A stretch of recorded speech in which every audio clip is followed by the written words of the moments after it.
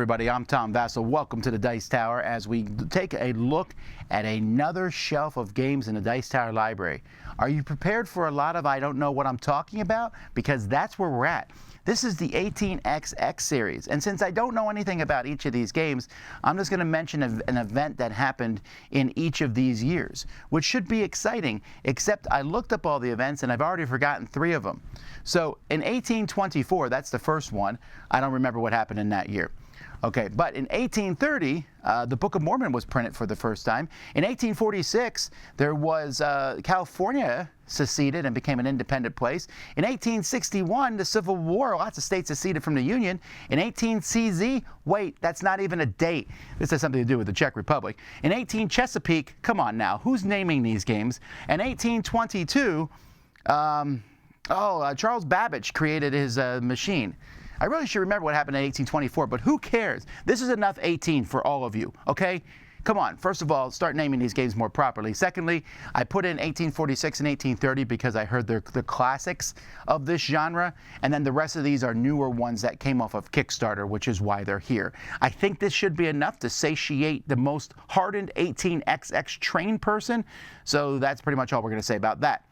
Days of Ire. This is Budapest, 1956. It's about the revolution, Budapest, and this is a cooperative or competitive game, which I think very rarely works. But I've heard good things about this one. I played the cooperative version of it once, and we lost.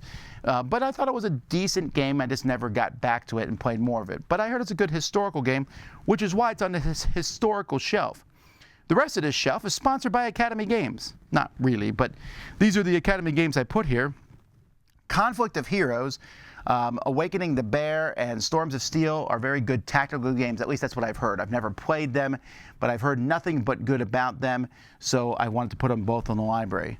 The next 4 games, though, I have played. They're all part of the same series. 878 Vikings, which any sane person realizes is a date followed by the word Vikings, is a game in which is an invasion of England, and there's a lot of cool things going on in this. You're fighting back and forth. All 4 of these games play the same way with minor variations. Vikings is the only one to use miniatures, little miniatures. The others use cubes, but they all play pretty much the same. 1754 is the French and Indian War, as it was commonly called, and so there's a lot of stuff going on. And this one has forts. That's kind of the specialized thing in this one. 878 Vikings had leaders. That was the special thing in that one. 1775 is about the American Revolution. This is the least warlike of them and has multiple winning conditions, which this one is my favorite of the 4. And then 1812 was the first of these, which depicts a lot of the War of 1812. These can be played 2-player or 4-player, and while I normally am against that in games, I'm like, yeah, right, 4-player is just a 2-player sharing the same side. In this case, I think it works well in these games.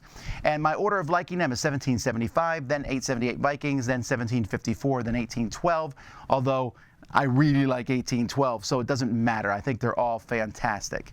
So there you go. I know a lot more about this end of the shelf than this end of the shelf. My favorite game here on the shelf is 1775.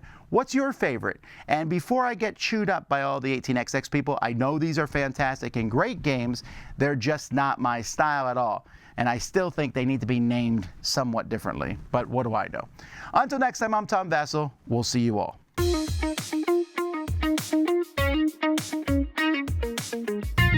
Thank you.